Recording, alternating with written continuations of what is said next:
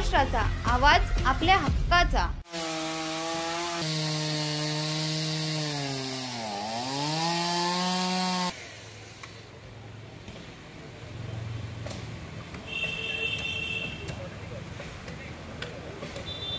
Sir एक fire ब्रिगेडमध्ये phone करून एका इसमाने सांगितलं की अशा ठिकाणी झाड पडले आहे कुर्ला कॅम्प उल्हासनगर 5।